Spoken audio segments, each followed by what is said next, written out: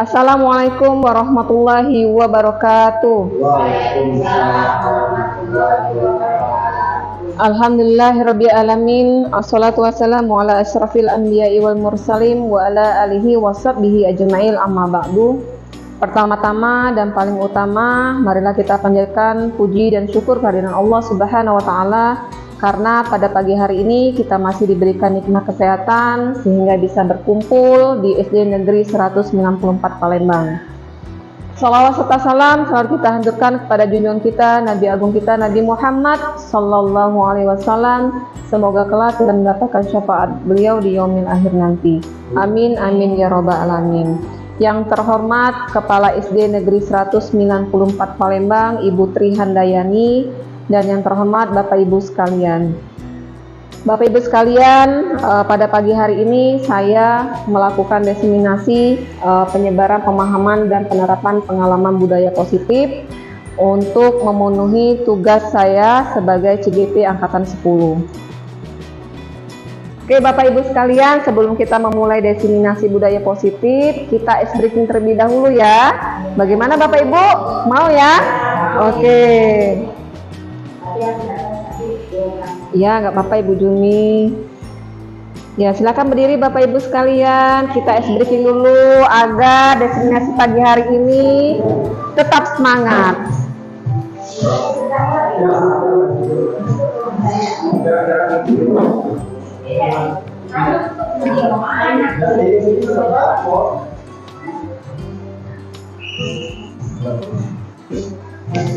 Ya, siap ya Bapak Ibu, kita ngikuti gerakan video di depan.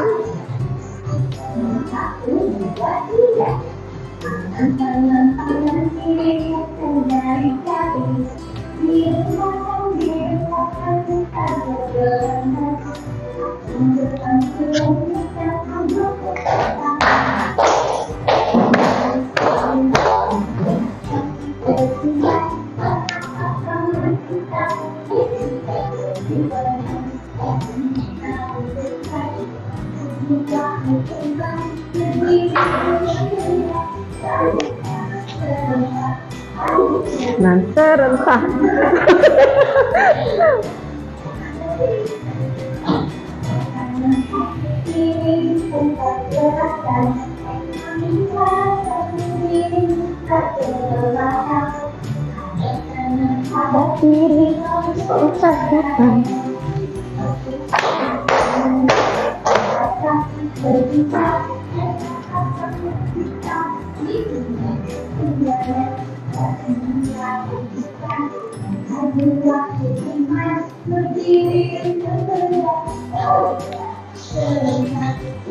Dan serentak.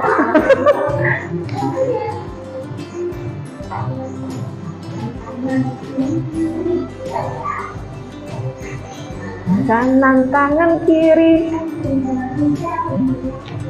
tangan direntangkan.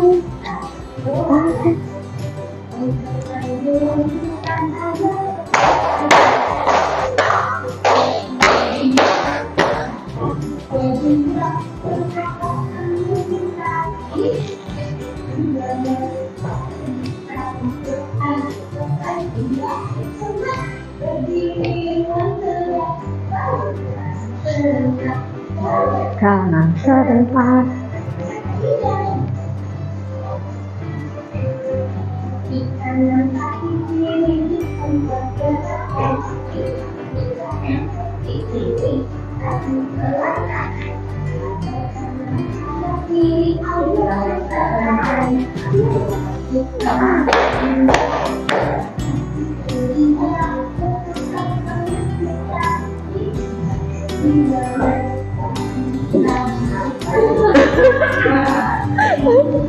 Iya. Sumur meja waduh. Ya, jangan cendempai. Lagi ya? Bagaimana? Mau lagi? Mau lagi ya? Oh, oke. Siap-siap. Biar semangat ya Bapak Ibu ya. Yang baru atau yang ini? Hah? Penguin.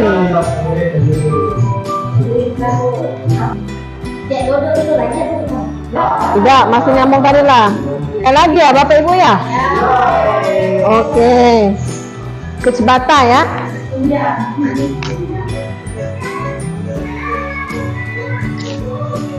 Wah, sumber ya Bapak Ibu ya.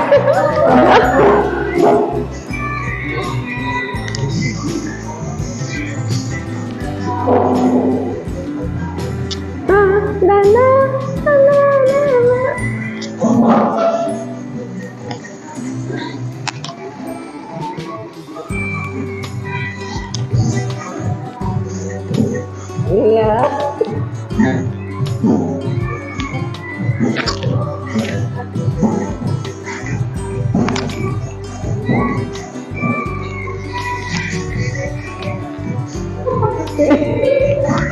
Iya, kita olahraga pagi-pagi Bapak Ibu ya.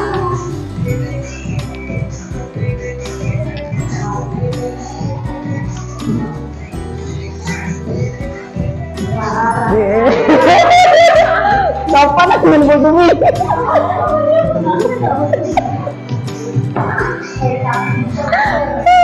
Itu ada apa sering? Tidak.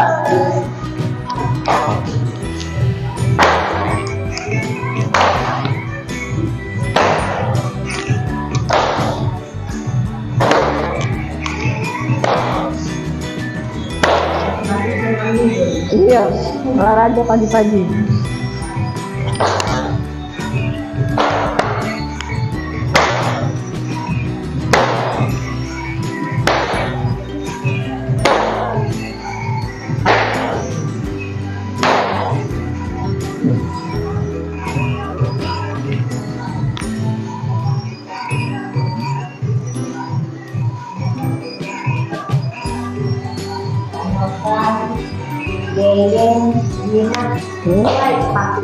Iya, Le.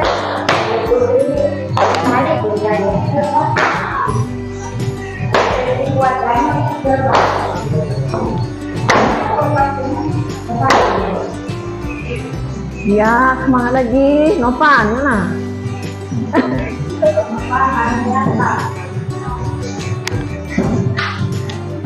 Mana?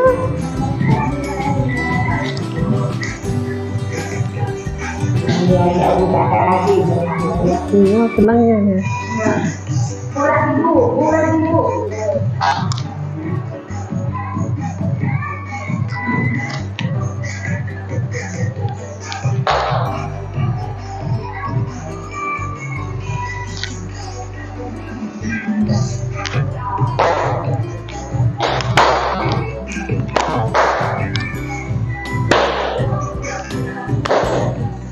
Sih, baru kan kurang besar loh. Hah?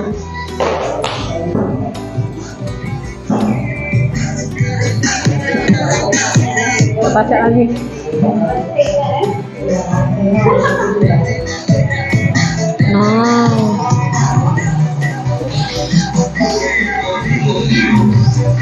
Iya, cantiknya.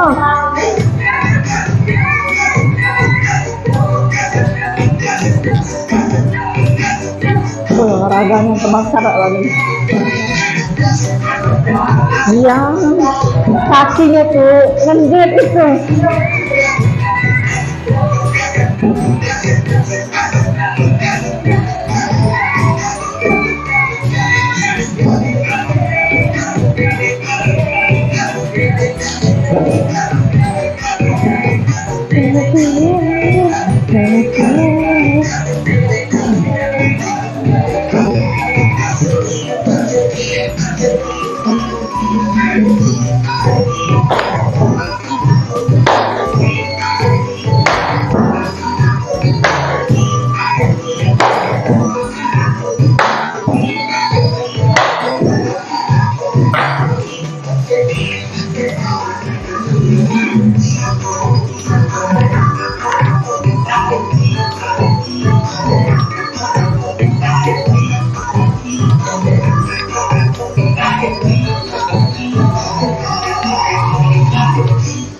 Iya.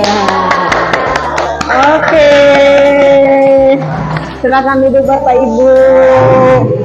Ya, pagi-pagi kita olahraga ya. Olahraga biar tetap semangat sebelum.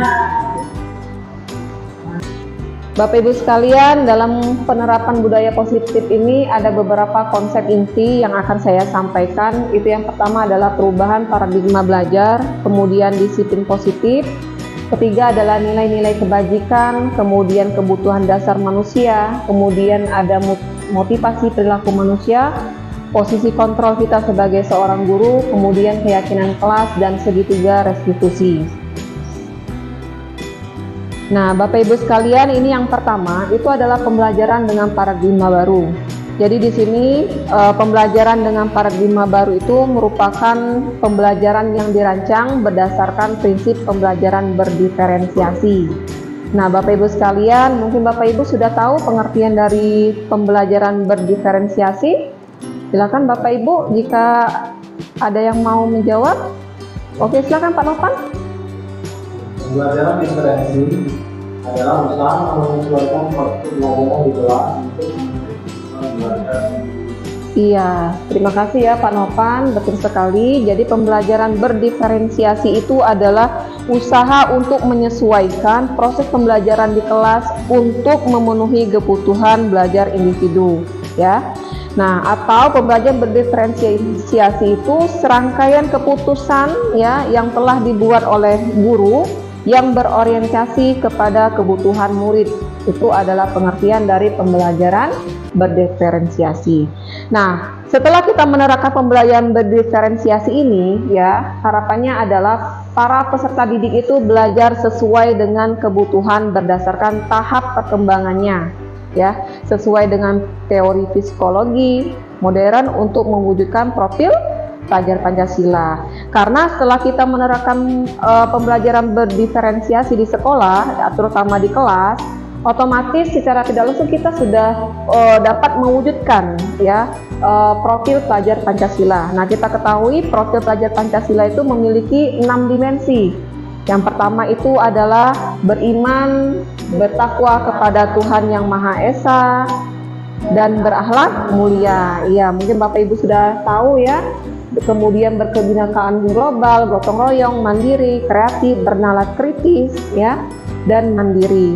Nah, kecakupan di sinilah nantinya akan kalau kita sudah menerapkan prinsip pembelajaran berdiferensiasi sehingga kita dapat mewujudkan profil pelajar Pancasila.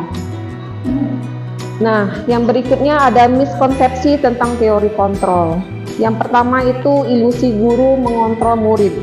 Maksudnya di sini adalah pada dasarnya kita tidak dapat memaksa murid itu untuk berbuat sesuatu jikalau murid tersebut memilih untuk tidak melakukannya.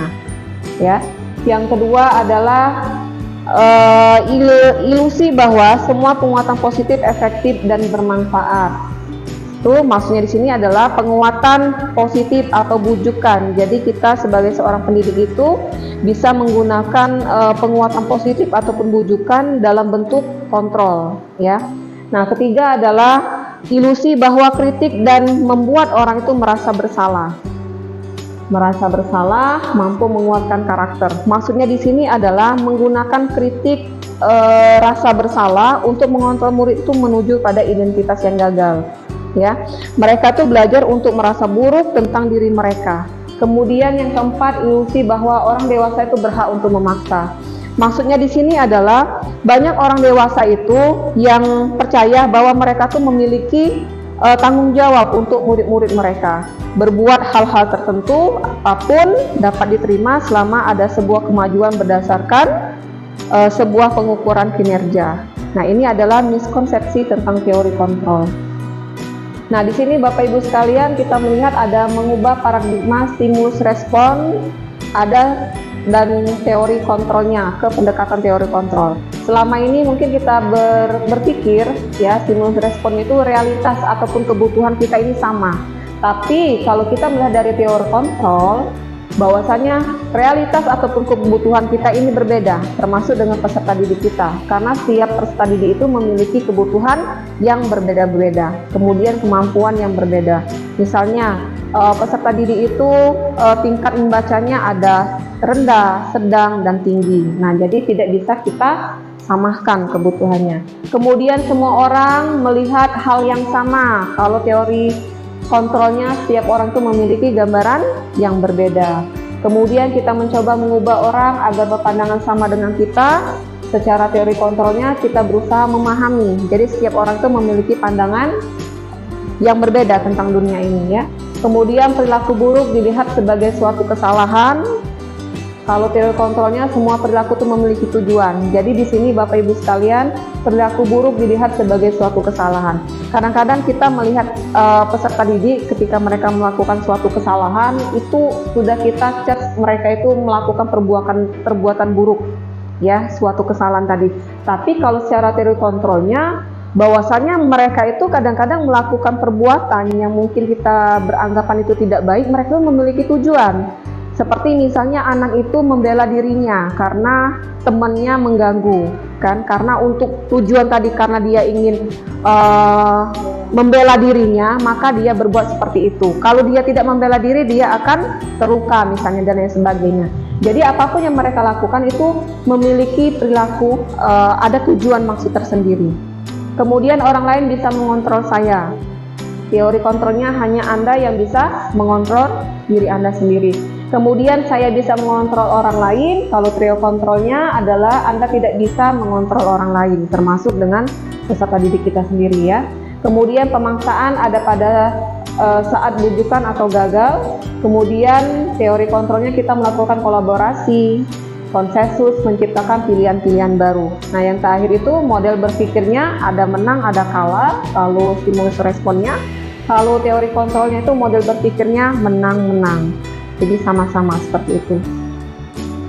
Nah, Bapak Ibu, kemudian ini ada disiplin positif. Jadi bagaimana kita menanamkan disiplin positif itu di sekolah ataupun di dalam kelas. Nah, dengan cara kita, mungkin Bapak Ibu sudah membuat keyakinan kelas masing-masing kepada peserta didik. Pengertian dari disiplin itu adalah disiplina, yang artinya itu adalah belajar. Jadi disiplin itu mengacu pada disiplin diri mereka yang memiliki tanggung jawab terhadap apa yang mereka lakukan berdasarkan nilai-nilai yang diyakininya. Nah, kemudian disiplin positif itu sebenarnya salah satu cara penerapan disiplin yang tujuannya apa? Untuk menumbuhkan kesadaran kepada peserta didik itu sendiri di dalam dirinya, ya, tanpa mereka itu mengharapkan imbalan. Seperti misalnya reward, ancaman, dan hukuman, baru mereka akan melakukannya. Jadi bagaimana kita pendidik itu menanamkan pada diri mereka itu disiplin. Tujuannya apa? Menumbuhkan rasa kesadaran pada diri mereka. Nah kemudian sebagai pendidik, kita sebagai guru itu apa? Menciptakan peserta didik yang memiliki disiplin diri, sehingga mereka tuh berperilaku mengacu kepada nilai-nilai kebajikan yang universal. Nah, maksudnya di sini kita pendidik harus dapat nih menciptakan peserta didik itu yang memiliki disiplin diri. Jadi setelah mereka menanamkan rasa kesadaran pada diri mereka, tanpa harus mereka itu mengharapkan imbalan, kemudian mendapatkan ancaman ataupun hukuman akan mereka lakukan, tetapi dengan kesadaran itu mereka tahu, oh aku harus datang tepat waktu misalnya, kemudian saya harus mengerjakan tugas tepat waktu juga. Nah, ada kesadaran pada diri mereka. Nah, kita sebagai guru itu adalah menciptakan peserta itu memiliki disiplin diri, sehingga mereka tuh memiliki perilaku yang mengacu kepada nilai-nilai kebajikan yang universal. Jadi serta memiliki motivasi intrinsik adalah motivasi yang berasal dari diri mereka sendiri, yaitu adalah nilai kesadaran. Kemudian di sini ada nilai-nilai kebajikan. Nah, Bapak Ibu sekalian, setelah kita melakukan disiplin positif ataupun keyakinan kelas, ada nilai-nilai kebajikan yang akan kita ambil. Nilai yang disepakati bersama lepas dari suku bangsa, agama, bahasa, maupun latar belakangnya. Nah, contoh nilai kebajikan ataupun institusi dan organisasi seperti yang pertama itu adalah profil pelajar Pancasila. Yang pertama itu beriman dan bertakwa kepada Tuhan Yang Maha Esa, kemudian dia nanti akan berakhlakul karimah, ya. Kemudian gotong royong, ada sikap mandiri, kreatif, dan bernalar kritis. Nah, ini adalah nilai-nilai kebajikan yang kita ambil. Kemudian dalam Ibu Primary Years atau program itu apa nilai kebajikannya? toleransi misalnya Bapak Ibu sekalian ya, rasa hormat, kemudian integritas, mandiri, empati, rasa keingintahuan mereka, misalnya kreativitas, mereka kerjasama, misalnya dalam kelas, di luar kelas, kemudian percaya diri dan komitmen. Kemudian keterampilan. Nah, di sini keterampilan hidup apa? Life skill-nya apa mereka ini? Nah, misalnya apa? Kalau seandainya mereka sudah melakukan nilai kebajikan tadi, kemudian mereka itu dapat dipercaya nantinya. Kemudian lurus hatinya, pendengaran yang aktif, tidak merendahkan orang lain, saling menghargai ya, dan memberikan yang terbaik dari dirinya. Nah, ini nilai-nilai kebajikan. Kemudian Bapak Ibu, bahwasannya manusia itu memiliki kebutuhan dasar manusia. Nah, yang pertama sebelum kita masuk memenuhi kebutuhan dasar manusia itu apa saja? Nah, kebutuhan dasar manusia itu adalah segala sesuatu yang kita lakukan untuk mendapatkan apa yang kita inginkan. Baik itu sebagai pendidik misalnya atau peserta didik. Nah, seluruh tindak yang kita lakukan itu memiliki tujuan tertentu. Dan semua usaha terbaik yang kita lakukan adalah dalam rangka agar kebutuhan dasar kita itu terpenuhi dengan baik, ya, baik kita pendidik ataupun sebagai peserta didik. Nah, di sini Bapak Ibu ada 5 kebutuhan dasar manusia yang harus kita penuhi ataupun hak dari peserta didik itu juga. Yang pertama itu bertahan hidup. Apa saja yang masuk ke dalam bertahan hidup ini?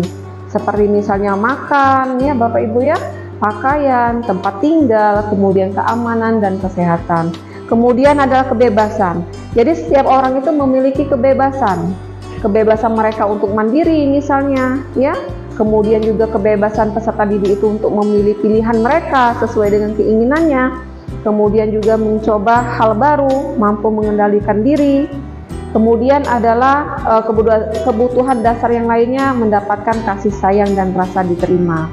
Nah, kalau yang ini kita di dalam kelas itu banyak sekali ya peserta didik itu yang mungkin masih mencari perhatian, masih mencari kasih sayang. Nah, padahal ini adalah kebutuhan dasar manusia yang mungkin perlu kita pahami kalau anak ini membutuhkan kasih sayang dan rasa ingin diterima di dalam komunitas itu misalnya ya. Misalnya rasa diterima, diperdulikan, berbagi, kerjasama, menjadi bagian dalam kelompok itu. Kemudian adalah kesenangan.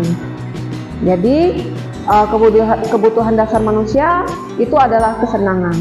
Seperti apa misalnya peserta didik berhak bermain tetap ya, waktu istirahat misalnya mereka tetap istirahat, mereka bermain. Kemudian humor, antusias, tertawa. Kemudian yang terakhir adalah penguasaan. Apa saja? Harga diri ya. Kemudian keinginan untuk dianggap pemimpin, berprestasi, diakui dan didengar. Nah, ini adalah 5 kebutuhan dasar manusia. Kemudian di sini adalah motivasi perilaku manusia, Bapak Ibu. Jadi kita ketahui motivasi itu ada 2, ada motivasi yang berasal dari diri kita yaitu motivasi intrinsik. Kemudian yang kedua adalah motivasi ekstrinsik yang berasal dari luar. Apa saja yang berasal dari luar? Tujuannya untuk menghindari ketidaknyamanan ataupun hukuman. Kemudian untuk mendapatkan imbalan atau penghargaan dari orang lain. Sedangkan kalau motivasi dari intrinsik dari diri kita apa? Untuk menjadi orang yang mereka inginkan, ya, dan menghargai diri sendiri dengan nilai-nilai yang mereka percayai. Kemudian di sini Bapak Ibu, jadi kita sudah sering ya mungkin apa itu hukuman, konsekuensi, kemudian restitusi. Kalau tidak salah ada yang beranggapan semuanya sama nih, ya. Kita terapkan kepada peserta didik hukuman apa, kemudian konsekuensinya, restitusi. Nah, sekarang Bapak Ibu mungkin sudah tahu ya apa perbedaan antara hukuman, konsekuensi, dan restitusi. Ada yang bisa menjelaskan Bapak Ibu perbedaan antara ketiga ini? Silakan Ibu Yayan.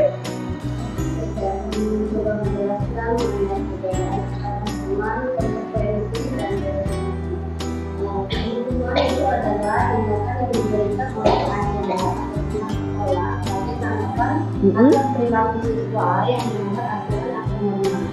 Sedangkan untuk konsekuensi adalah hasil tindakan yang dilakukan oleh siswa tanpa keterlibatan langsung dari guru. Iya. Nah, kemudian restitusi adalah proses menciptakan kondisi bagi murid untuk memperbaiki kesalahan mereka. Iya. Dan mereka sekolah dengan karakter yang lebih kuat. Iya, terima kasih ya Bu Yayen. Tepat sekali ya. Jadi antara hukuman, konsekuensi, restitusi itu berbeda ya. Jadi seperti hukuman itu adalah tindakan yang diberikan oleh guru misalnya ataupun pihak sekolah sebagai tanggapan atas perilaku siswa yang melanggar aturan ya ataupun norma di sekolah itu. Sedangkan konsekuensi itu adalah hasil tindakan yang dilakukan oleh siswa tanpa keterlibatan langsung dari guru tersebut. Jadi hukuman, konsekuensi, kemudian adalah restitusi. Apa itu restitusi? Proses menciptakan kondisi bagi murid untuk memperbaiki kesalahan mereka. Jadi kondisi mereka itu untuk memperbaiki kesalahan mereka sehingga mereka itu bisa kembali nantinya ke komunitas itu dengan karakter yang lebih baik lagi, misalnya lebih kuat lagi ya. Itu adalah perbedaan antara hukuman, konsekuensi, dan restitusi. Apa saja misalnya yang masuk ke dalam hukuman, misalnya tidak terencana atau tiba-tiba langsung kita memberikan hukuman ya. Kemudian murid tidak tahu apa yang terjadi dan tidak dilibatkan tanpa kita menanyakan terlebih dahulu, misalnya kita langsung memberikan hukuman. Kemudian bersifat satu arah, tidak memberikan kesempatan kepada peserta didik itu untuk menyampaikan apa yang dia rasakan. Kemudian berupa hukuman fisik atau psikis ya. Kalau hukuman berupa fisik ini seperti misalnya menghukum mereka berdiri di depan kelas misalnya, atau berlari di lapangan, tegak di tiang bendera misalnya, itu secara fisik. Nah, sedangkan hukuman secara psikis mungkin kita sebagai pendidik ini kadang-kalanya ataupun tidak tahunya kita langsung memberikan hukuman secara psikis itu, misalnya perkataan yang tidak baik, yang menyinggung perasaannya dan membekas pada hatinya. Nah, itu yang memang sangat berbahaya sekali ya, karena membuat peserta didik itu menjadi down. Jangan sampai kita sebagai pendidik itu mengeluarkan kata-kata yang tidak baik, yang mengganggu psikis mereka.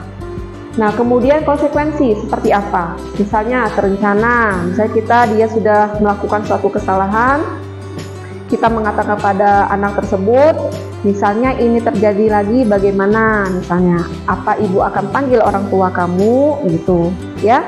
Nah, ini terencana, disepakati sesuai dengan peraturan, kita sepakati antara peserta didik dan guru. Kalau seandainya mereka melakukan kesalahan itu, apa konsekuensinya?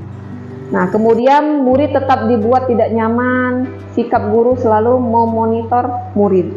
Nah, kemudian restitusi. Restitusi ini proses menciptakan kondisi bagi murid untuk memperbaiki kesalahan. Kalau seandainya peserta didik itu sudah melakukan kesalahan, ya mereka sendiri yang akan memperbaiki kesalahan itu sendiri. Kita menanyakan, langkah apa yang akan kamu perbaiki dari kesalahan yang kamu buat? Kemudian proses kolaboratif yang mengajarkan murid untuk mencari solusinya sendiri. Mereka sendiri yang akan menentukan solusi dari kesalahan yang sudah dia buat. Itu adalah langkah-langkah restitusi. Kemudian di sini Bapak Ibu ada 5 posisi kontrol guru. Nah, di mana kita sebagai pendidik ini di posisi mana? Apakah sebagai penghukum atau pemantau, pembuat rasa bersalah, teman ataupun manajer.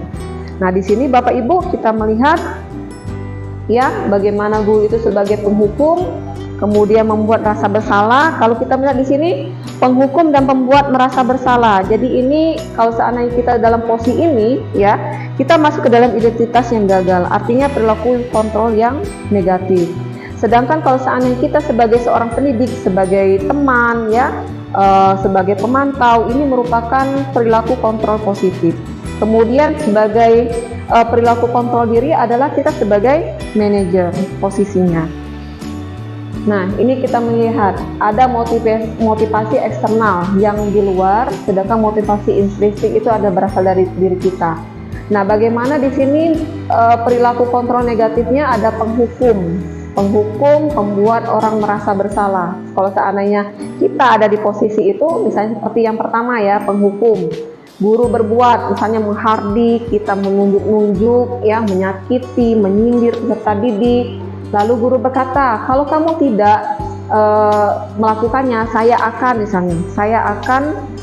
kamu tidak boleh masuk ke dalam kelas, misalnya seperti itu ya. Apa ya hasilnya nanti? Hasil apa yang akan peserta didik dapatkan kalau seandainya kita sebagai penghukum? Yaitu mereka akan memberontak, mereka akan menjadi pendendam, menyalahkan orang lain, ya. Kemudian kalau seandainya kita di posisi pembuat orang merasa bersalah, kita berceramah menunjukkan kecewaan yang sangat mendalam kepada peserta didik atas kesalahan yang mereka buat. Nah, apa yang guru katakan misalnya, kamu sudah mengecewakan Bapak Ibu, hasilnya apa misalnya? Menyembunyikan atau menyangkal dan berbohong. Nanti peserta didik akan menutupi. Karena apa? Takut nanti akan membuat guru itu kecewa. Nah, itu hasilnya. Sedangkan kalau kita melihat dari perilaku kontrol positifnya, seandainya kita sebagai teman kepada peserta didik, yang pertama itu guru akan berkata, membuat alasan-alasan untuk murid-muridnya. Misalnya berkata, lakukan untuk Bapak Ibu ya, nantinya kamu harus berhasil misalnya. Kita menggunakan kata-kata yang baik. Ya sudah, nanti Bapak Ibu bantu, misalnya bantu bereskan permasalahan ini. Nah, apa hasilnya? Mereka akan menjadi ketergantungan, ya. Kemudian pemantau, menghitung dan mengukur. Guru berkata, apa peraturannya, misalnya apa konsekuensinya, hasilnya apa? Siswa itu menyesuaikan bila diawasi. Misalnya ada gurunya, baru dia akan mengerjakan, seperti itu ya. Nah, kalau di posisi kontrolnya itu, manajer mengajukan pertanyaan, kemudian apa hasilnya? Menguatkan watak ataupun karakter dari peserta didik itu, ya. Nah, di sini ada kelanjutannya Bapak Ibu. Nah, murid berkata misalnya dampak kepada muridnya tadi ya, seperti misalnya dia penghukum guru sebagai posisi kontrol sebagai penghukum, dampak pada muridnya adalah mengulangi kesalahan berulang kali, perilaku menjadi lebih agresif lagi misalnya ya. Nah, kaitannya dengan dunia berkualitas apa? Murid meletakkan guru di luar dunia berkualitas ya. Kalau seandainya posisi guru sebagai manajer, ini dampak kepada peserta didik mengevaluasi diri mereka, bagaimana menjadi diri yang lebih baik lagi. Kemudian kaitan dengan dunia berkualitasnya apa? Murid meletakkan dirinya sebagai individu yang positif dalam dunia yang berkualitas. Jadi bagaimana kita memposisikan guru itu? Apakah sebagai penghukum, ya? Apakah sebagai manajer? Apakah pembuat merasa bersalah misalnya? Nah, membuat merasa bersalah atau teman, pemantau dan manajer. Nah, Bapak Ibu di sini ada contoh penerapan 5 posisi kontrol guru. Misalnya ada kasus siswa tidak memakai atribut lengkap saat upacara bendera. Kan atau misalnya peserta didik itu tidak memakai topi, misalnya dasi, penghukumnya apa misalnya? Hormat pada bendera selama 1 jam, itu adalah sebagai penghukum. Kita posisi kontrol gurunya sebagai penghukum. Kemudian pembuat merasa bersalahnya apa? Barangkali Bapak Ibu harus memberitahu kamu selalu saja mengecewakan Bapak Ibu, misalnya seperti itu ya. Nah, kemudian di sini posisi guru sebagai manajer dengan kasus yang sama. Apakah kamu tahu kesalahanmu? Kita menanyakan kepada peserta didik. Tujuannya apa? Agar mereka itu menyadari kesalahannya apa. Nah, kira-kira bagaimana kamu memperbaiki kesalahanmu? Setelah kita tanya, kita menanyakan solusinya. Misalnya dia tidak memakai topi. Apakah kamu tahu kesalahanmu? Saya tidak memakai topi, Bu. Kira-kira bagaimana kamu memperbaiki kesalahanmu? Senin depan saya akan memakai topi pada waktu upacara. Atau misalnya dia datang terlambat sekolah, apa yang akan kamu lakukan? Saya akan bangun lebih pagi. Jadi kita menanyakan, mereka mencarikan solusi sendiri sebagai peserta didik. Iya Bapak Ibu, sekarang ini posisi kontrol. Apakah kita lihat saya kecewa misalnya sekali dengan kamu ya. Kemudian kamu tidak pernah benar melakukannya, misalnya secara tidak langsung kita melakukan kata-kata ini kepada peserta didik ya. Kemudian apa rencanamu untuk menyelesaikan masalah ini? Ayolah lakukan dengan Bapak Ibu ya misalnya. Kemudian kamu tidak pernah mendapatkan nilai jika tidak mengerjakan tugas. Nah, di sini Bapak Ibu keyakinan kelas. Kalau Bapak Ibu sudah menerapkan keyakinan dalam kelas, kita menanyakan kepada peserta didik kan memakai topi pada waktu upacara. Atau misalnya dia datang terlambat sekolah, apa yang akan kamu lakukan? Saya akan bangun lebih pagi. Jadi kita menanyakan, mereka mencarikan solusi sendiri sebagai peserta didik. Iya Bapak Ibu, sekarang ini posisi kontrol. Apakah kita lihat saya kecewa misalnya sekali dengan kamu ya. kemudian kamu tidak pernah benar melakukannya, misalnya secara tidak langsung kita melakukan kata-kata ini kepada peserta didik ya. Kemudian apa rencanamu untuk menyelesaikan masalah ini? Ayolah lakukan dengan Bapak Ibu ya misalnya. Kemudian kamu tidak pernah mendapatkan nilai jika tidak mengerjakan tugas. Nah, di sini Bapak Ibu keyakinan kelas. Kalau Bapak Ibu sudah menerapkan keyakinan dalam kelas, kita menanyakan kepada peserta didik keyakinan kelas apa yang akan kalian inginkan nantinya. Mereka tulis keinginan mereka itu tadi ya. Lalu setelah itu Bapak Ibu sepakati dengan peserta didik. Nah, jadi secara tidak langsung kesepakatan itu sudah dibuat oleh mereka sendiri dan harus dipatuhi. Nah, mengapa keyakinan kelas itu? Mengapa bukan peraturan kelas? Ada yang bisa mungkin menjelaskan Bapak Ibu? Apakah keyakinan kelas dan peraturan kelas itu sama? Silakan Ibu Septi, mungkin. Menurut saya keyakinan kelas dan peraturan kelas itu berbeda. Ya. Kalau peraturan kelas itu dibuat oleh guru dan di situ bersifat kaku, iya. Jadi murid itu harus mematuhi aturan. Sedangkan kalau keyakinan kelas dibuat sendiri oleh murid dan disepakati bersama untuk mereka lakukan. Iya, betul sekali ya. Itu jadi perbedaan keyakinan kelas dan peraturan kelas. Jadi peraturan kelas itu terkesan kita itu peserta didik harus mengikuti peraturan kelas. Misalnya dilarang telat, dilarang makan di dalam kelas misalnya. Nah, bagaimana cara penggunaan kata yang kurang positif ya. Jadi bagaimana keyakinan kelas itu kita ubah, kita buat keyakinan kelas, kita sepakati dengan peserta didik. Setelah mereka buat, kita sepakati, mereka setuju. Artinya mereka meyakini ini adalah keyakinan kelas yang harus mereka taati tanpa ada paksaan. Nah, itu adalah perbedaan antara keyakinan kelas dan peraturan kelas. Nah, di sini Bapak Ibu pembentukan keyakinan kelas. Kalau kemarin saya meminta peserta didik untuk membuat keyakinan kelas apa yang mereka inginkan. Sudah saya buat, saya tempelkan di kelas 4. Nah, pembentukan keyakinan kelas bersifat abstrak ya, kemudian berupa pernyataan universal, kemudian dibuat dengan pernyataan positif. Kalau peraturan kelas kan dilarang terlambat datang ke sekolah. Kalau keyakinan kelas disiplin datang tepat waktu misalnya. Kalau peraturan kelas dilarang mencontek, kita rubah ke kalimat positif, harus bersikap jujur. Apa saja? Jujur pada waktu ulangan, jujur dalam berkata, dan lain sebagainya. Nah, kemudian sedikit saja agar mudah diingat. Kalau peraturan kan biasanya banyak ya Bapak Ibu sekalian. Kalau keyakinan kelas itu sedikit saja. Ya, sedikit saja yang mudah diingat. Kemudian sesuai dengan kondisi kelas dan sekolah sehingga mudah dapat kita terapkan ya. Percuma saja kalau buat banyak itu tidak sesuai dengan kondisi kelas ya, dan terkesan itu seperti menuntut kepada peserta didik. Kemudian semua warga sekolah atau warga kelas dilibatkan saat membuat keyakinan kelas. Sudah dibuat, kita sepakati, kemudian adanya penandatanganan. Jadi sudah dibuat, mereka buat. Kalau seandainya mereka melanggar, maka mereka sudah tidak mentaati keyakinan kelas yang sudah dibuat. Oke. Nah, di sini Bapak Ibu, tadi kan kita sudah bahas ada segitiga restitusi ya. Restitusi tadi yang jelas ke Ibu Yeyen. Jadi suatu proses dialog yang dapat menghasilkan murid yang mandiri dan bertanggung jawab. Sebenarnya restitusi ini dialog antara guru dan peserta didik ya. Nah, di sini ada tahapan segitiga restitusi apa saja? Yang pertama itu kita melakukan menstabilkan identitas.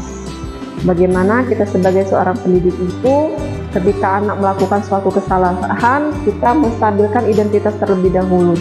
Jangan langsung memberikan hukuman misalnya dan lain sebagainya, jangan ya. Setelah kita melakukan menstabilitaskan identitas, maka kita melakukan validasi tindakan yang salah. Apa misalnya kesalahan apa yang sudah kamu langgar ya, kenapa kamu sampai melakukannya misalnya.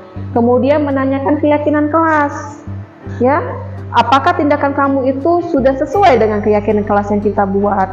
Misalnya dia menjawab tidak Bu, artinya mereka sudah tidak mentaati keyakinan kelas yang sudah disepakati. Nah, di sini Bapak Ibu menstabilkan identitas, misalnya berdasarkan prinsip membuat kesalahan adalah bagian dari proses pembelajaran. Apa saja misalnya identitas tadi, menstabilkan identitas. Misalnya berbuat salah itu wajar, nah Ibu juga sebagai manusia pernah melakukannya, begitu. Tidak ada manusia yang sempurna. Misalnya Bapak Ibu juga pernah melakukan itu, atau Bapak Ibu tidak mau mencari siapa yang salah. Bapak Ibu hanya ingin mencari solusi dari permasalahan yang sudah kamu buat ini, misalnya, atau kamu berhak merasa begitu. Kita memberikan mereka itu menstabilkan identitas dia, gitu. Jangan langsung salah gitu, ngejudge dia salah, mereka tambah ngedown dengan kesalahan yang sudah mereka buat. Nah, kemudian di sini ada validasi. Setelah kita melakukan menstabilitaskan identitas, kemudian kita validasi tindakan yang salah. Seperti apa? Misalnya, kamu pasti punya alasan mengapa kamu melakukan hal ini. Misalnya anak itu memukul temannya. Pasti dia punya alasan sampai dia memukul. Jangan langsung kita menyalahkan. Kita tanya dulu kepada mereka, mengapa kamu sampai melakukan hal tersebut? Alasannya apa? Memberikan kesempatan kepada peserta didik. Kemudian, padahal kamu bisa, misalnya dia hanya mendorong meja saja dan terkena badan temannya sedikit. Padahal dia bisa melakukan hal yang lebih buruk daripada mendorong meja itu, misalnya dengan cara memukul, ya. Nah, kemudian kamu patut bangga karena telah melindungi sesuatu yang penting buatmu, karena peserta didik itu berhak untuk membela dirinya, ya. Kemudian kamu melakukannya karena mempertahankan sesuatu yang penting bagimu, ya. Nah, kemudian setelah kita melakukan validasi tindakan yang salah ini, kita melakukan menanyakan keyakinan kelas. Apa? Misalnya, apa keyakinan kelas kita? Kita tanyakan lagi, keyakinan kelas yang sudah kita buat tadi apa saja? Ya. Kemudian nilai-nilai apa yang telah disepakati bersama? Misalnya dia mencontek. Nilai-nilai apa yang telah apa keyakinan kelas yang sudah kita buat, misalnya bersikap jujur. Nilai-nilai apa yang telah disepakati bersama? Artinya harus bersikap jujur, ya, nilai-nilainya. Seperti apa gambaran sebuah kelas yang ideal menurut kamu? Kita tanyakan pada mereka. Kamu ingin menjadi orang yang seperti apa? Kalau seandainya itu anak itu melakukan suatu kesalahan, kita tanyakan lagi keyakinan kelasnya, ya, Bapak Ibu sekalian. Kemudian di sini Bapak Ibu, nah, ini ada contoh penerapan segitiga restitusi. Saya sudah lakukan di kelas 4.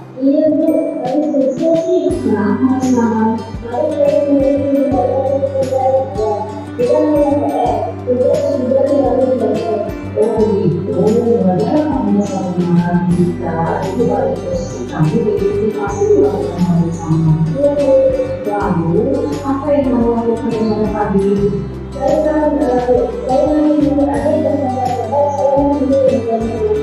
Oh begitu, pastikan melakukan hal tersebut menggunakan bahasa ya. Iya Bu, masih saya berusaha sendiri. Ya, karena kalau kamu merasa melarang karena tidak adalah pekerjaanmu dicopet begitu saja oleh adik. Ibu sangat menghargai tindakan kamu yang tidak terbuat lebih buruk daripada itu. Misalnya memukul. Sekarang coba kita pikirkan tindakan kamu marah sampai membuat dan memukul meja. Apakah sesuai dengan keyakinan kita? Tidak. Menurut kamu, keyakinan siapa yang melanggar? Selalu mengatakan tidak betul. Menurut kamu, saling memakai kata itu tapi tidak betul. Baik, kalau menurut kamu penting, jadi keyakinan keras apa yang harus kamu lakukan pada saat kamu lagi marah? Oke, kamu bersedia untuk memperbaiki masalah ini? Bersedia. Oke, apa yang akan kamu lakukan untuk memperbaiki masalah ini? Saya akan berusaha sabar dan menjaga saya. Kalau ada kejadian saya akan melakukan cara dulu dengan pelajaran atau tugas saya. Ya, tepat sekali tidak akan dilakukan ya. Teman-teman, sekarang silakan kamu masuk ke dalam kelas. Terima kasih.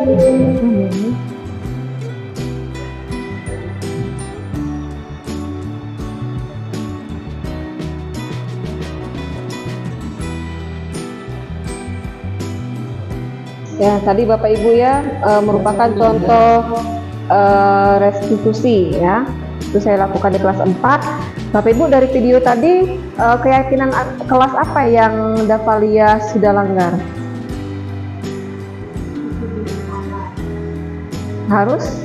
Bukan, keyakinan kelas apa yang dilanggar? Harus bersabar. Harus bersabar. Apalagi? Bapak Ibu ada satu lagi. Saling menghormati. Walaupun seperti itu dia harus saling menghormati. Nilai kebajikan apa? Yaitu harus lebih sabar. Nah, Bapak Ibu sekalian, itu sebagai penutup kesimpulan kita pada pagi hari ini tentang penerapan disiplin positif. Hendaknya guru itu memiliki standar kepribadian, profesional, dan sosial yang baik dimanapun guru itu mampu merefleksikan dirinya. Dalam posisi kontrol saat ini, seperti tadi 5 kontrol guru sebagai penghukum, ya, kemudian teman, manajer, pembuat merasa bersalah. Nah, bagaimana perjalanan diri sebagai among? Arti among ini adalah manajer. Artinya yang menuntun murid-muridnya menjadi insan yang mandiri, merdeka, dan bertanggung jawab, ya, sesuai dengan standar nasional pendidikan kita. Oke, Bapak Ibu sekalian, terima kasih untuk hari ini. Semoga apa yang telah saya sampaikan tentang budaya positif ini bisa kita terapkan di kelas, kemudian di sekolah kita.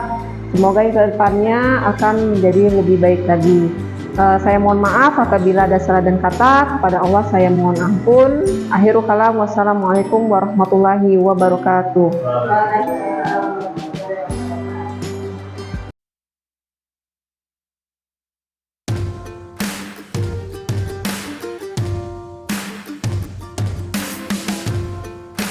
Assalamualaikum warahmatullahi wabarakatuh.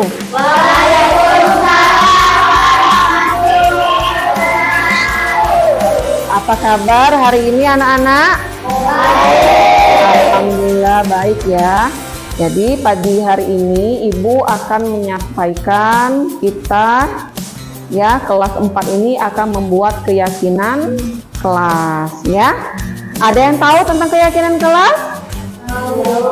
Belum tahu ya? Ya, Ibu jelaskan dulu ya. Jadi keyakinan kelas itu sama seperti dengan peraturan sekolah atau peraturan kelas ya.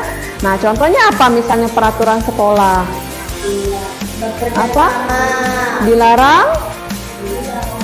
Iya, dilarang membuang sampah. Kalau peraturan kelas itu atau sekolah ya. Jadi masih tidak menggunakan kalimat positif. Misalnya lagi peraturan sekolah tadi dilarang datang terlambat, dilarang mencontek, dilarang membuang sampah sembarangan. Nah, bagaimana di sini kita membuat keyakinan kelas dengan menggunakan kalimat positif.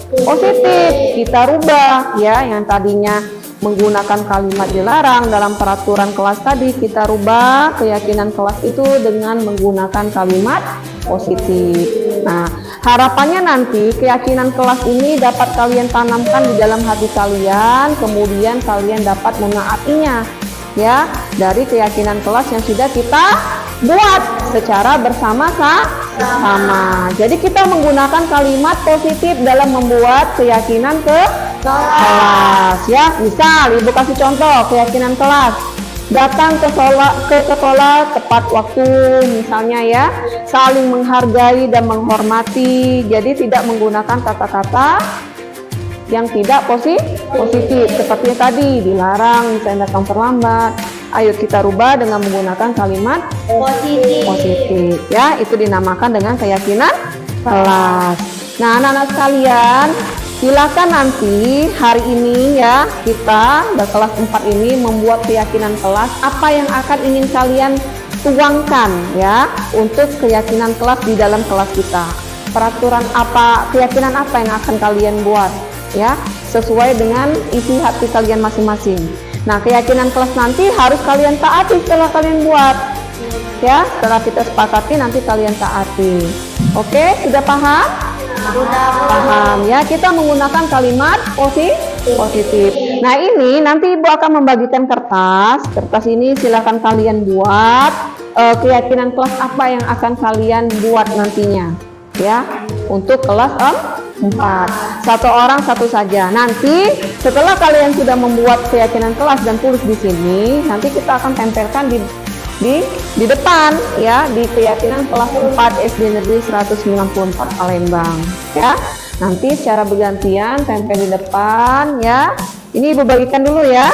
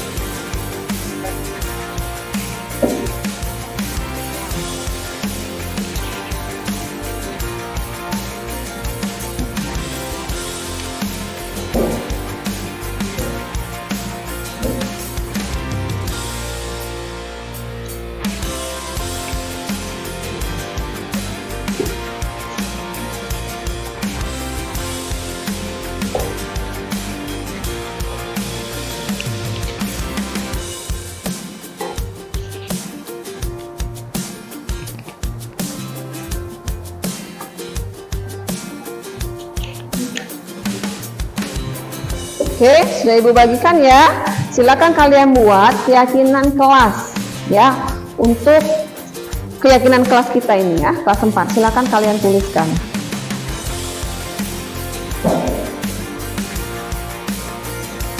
Silakan ya ditulis apa yang ingin kalian buat untuk keyakinan kelas ini ya. Nantinya keyakinan kelas ini harus kalian tanamkan di dalam hati kalian ya. Setelah itu harus ditaati keyakinan kelas ini.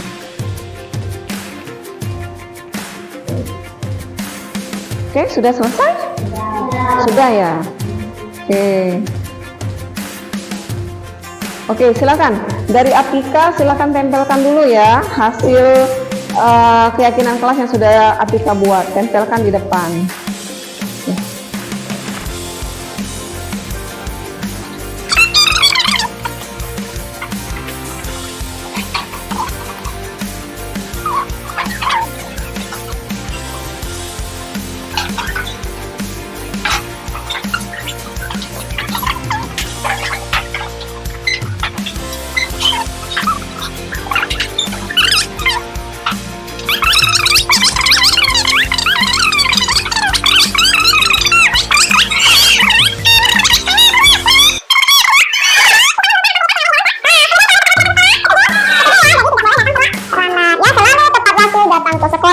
Kemudian bekerja sama menjaga kebersihan kelas. Setuju ya? Oke, kemudian sopan dan santun dalam berbicara bagaimana? Setuju? Iya. Kemudian menaati peraturan sekolah? Setuju. Menjaga keyakinan dan ajaran agama? Oke, saling menghormati dan menghargai. Ya, saling membantu. Semangat dalam belajar dan aktif di kelas. Bagaimana? Setuju? Setuju ya. Kemudian mengucapkan salam. Oke, ini keyakinan kelas yang sudah kita sepakati. Silakan. Kita nanti harus yakini dalam hati kita, kemudian kita harus menaati keyakinan kelas yang sudah kita buat secara bersama-sama ya. Jadi ada berapa keyakinan kelas kita? Ada 12. Nah, yang sama itu Ibu kita ambil satu saja. Jika ada keyakinan kelas yang sama, kita ambil satu saja ya. Jadi kita sepakati keyakinan kelas kita ada 12 ya. Oke anak-anak, setelah kita membuat kesepakatan kelas, di sini Ibu meminta kalian untuk melakukan penandatanganan dari hasil keyakinan kelas yang telah kita buat dan kita sepakati. Oke? Ya, silakan.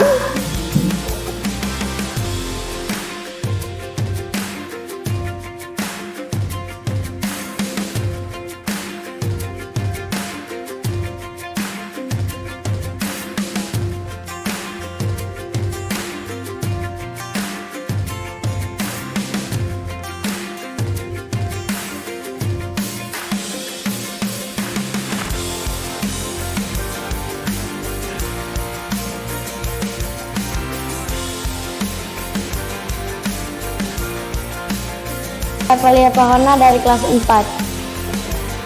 Perkenalkan, nama saya Sakina Agustin dari kelas 4. Perkenalkan, nama saya Muhammad Bayu Alfaris dari kelas 4. Perkenalkan, nama saya Rizky Rafid dari kelas 4.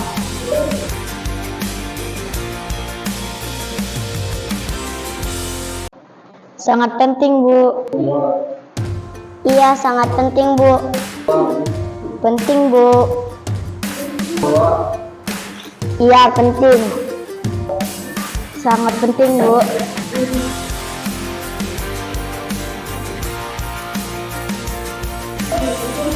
Karena dapat menjadikan kelas lebih disiplin. Dapat menciptakan suasana menjadi nyaman. Karena dapat meningkatkan motivasi belajar bagi kami. Menjadikan kelas 4 lebih kondusif. Agar dapat diyakini dalam hati dan dapat dipatuhi kesepakatan kelas yang telah dibuat.